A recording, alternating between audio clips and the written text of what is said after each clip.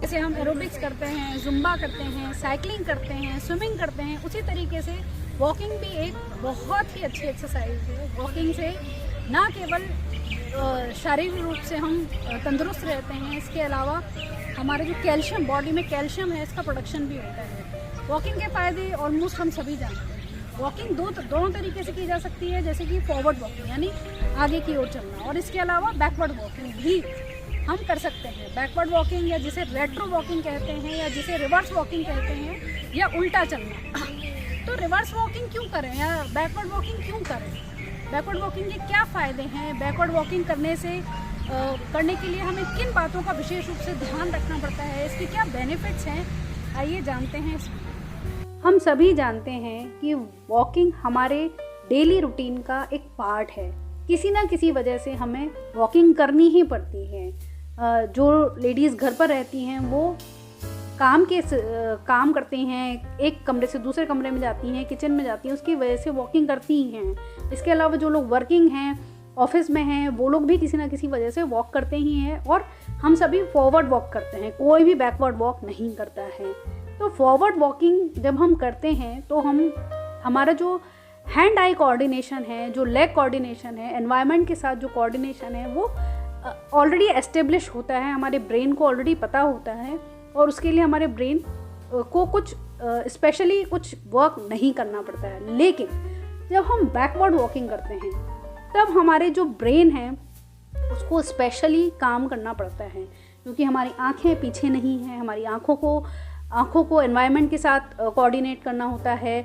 हमारे दिमाग को स्पेशली काम करना पड़ता है। हमारे हैंड, लेग सबके कोऑर्डिनेशन इसमें बहुत ज़रूरी है। इसीलिए हमारी जो ब्रेन का जो इनएक्टिव पार्ट है वो भी एक्टिव होने लगता है जब हम बैकवर्ड वॉकिंग करते हैं। बैकवर्ड वॉकिंग के फिज़िकल और मेंटल दोनों ही बेनिफिट्स हैं। अगर फिज़िकल बेनिफिट्स की बात की जाए तो बैकवर्ड वॉकिंग से मसल्स स्ट्रेंथन होती हैं, specially hip muscles, back muscles और फुट मसल्स। बैक मसल्स के स्ट्रेंथन होने की वजह से पोस्चर इम्प्रूव होता है।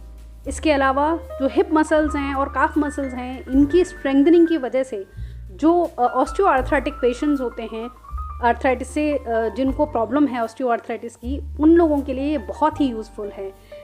नी इंजरी के जो पेशेंट्स होते हैं और रिकवरी फेज़ में होते हैं, उनके लिए बैकवर्ड वॉकिंग से बहुत ही फ़ायदा होता है। इसके अलावा बैकवर्ड वॉकिंग से फुट मसल्स जो हैं वो भी स्ट्रेंथन होती हैं। इसकी वजह से जो पेशेंट्स प्लांटर फेशियाइटिस से की प्रॉब्लम से ग्रसित हैं, उनके लिए ये बहुत ही यूज़फुल है। बैकवर्ड वॉकिंग से 30% मोर कैलोरीज बर्न होती हैं फॉरवर्ड वॉकिंग के कंपैरिजन में। इससे आप अपना वेट जो है वो मेंटेन कर सकते हैं। इसके अलावा जो बैकवर्ड वॉकिंग है ये मोर एनर्जी कंज्यूम करती है, इसीलिए हमारा जो एनर्जी लेवल है वो बूस्ट होता है और एंड्योरेंस बढ़ता है, हमारा स्टेमिना बढ़ता है, हमारी बॉडी की फ्लेक्सिबिलिटी लगातार बढ़ती जाती है। अगर मेंटल बेनिफिट्स की बात की जाए तो backward walking enhance sense of body awareness. उसका रीज़न है कि हम अपने कंफर्ट जोन से बाहर आकर बैकवर्ड वॉकिंग करते हैं। इसमें हम क्योंकि किसी के लिए भी कंफर्टेबल होता है फॉरवर्ड वॉकिंग, लेकिन अगर हम फॉरवर्ड वॉकिंग से अपोजिट बैकवर्ड वॉकिंग करते हैं तो डेफिनेटली वो हमारे कंफर्ट जोन से बाहर होता है। तब हमारी जो बॉडी की अवेयरनेस है वो बढ़ती है। इसके अलावा जो कोऑर्डिनेशन है वो भी इम्प्रूव होता है।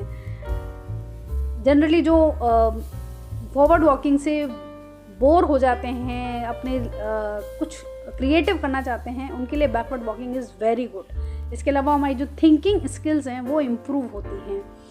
जो पेशेंट्स हैं, स्ट्रोक पेशेंट्स हैं और बहुत अच्छी रिकवरी स्टेज में जा चुके हैं, उनके लिए बैकवर्ड वॉकिंग बहुत ही यूज़फुल है। बैकवर्ड वॉकिंग करने से पहले आप इंश्योर करें कि ऐसे एरिया में आपको बैकवर्ड वॉकिंग करनी है जो कि ओपन एरिया हो, जो कि खाली हो, जो स्पेशियस हो। क्योंकि अगर आप हर्डल्स वाली जगह पर वॉक कर रहे हैं, बैकवर्ड वॉक कर रहे हैं, तो आप जैसा कि आप जानते हैं कि हम देख तो पा नहीं रहे हैं, तो हम गिरने के चांसेस हमारे ज़्यादा रहते हैं। इसके अलावा जहाँ आप वॉक कर रहे हैं वो अनइवन सरफेस ना हो, इवन सरफेस हो, इसके अलावा आप बेयर फुट भी वॉक कर सकते हैं, इट इज़ वेरी गुड। घास में अगर आप चल रहे हैं तो बेयर फुट वॉक करें, और शूज़ पहनकर भी आप ट्रैक पर बैकवर्ड वॉकिंग कर सकते हैं। बैकवर्ड वॉकिंग को ग्रेजुअली इंक्रीज़ करना चाहिए, धीरे धीरे बैकवर्ड वॉकिंग की पहले प्रैक्टिस करनी चाहिए, और फिर धीरे धीरे जो बैकवर्ड वॉकिंग का टाइम है उसको बढ़ाना चाहिए। जैसे शुरुआत में आप 5 मिनट बैकवर्ड वॉकिंग कर सकते हैं, देन स्लोली 10 मिनट्स, और ऐसे धीरे धीरे आप आधे घंटे तक बैकवर्ड वॉकिंग कर सकते हैं।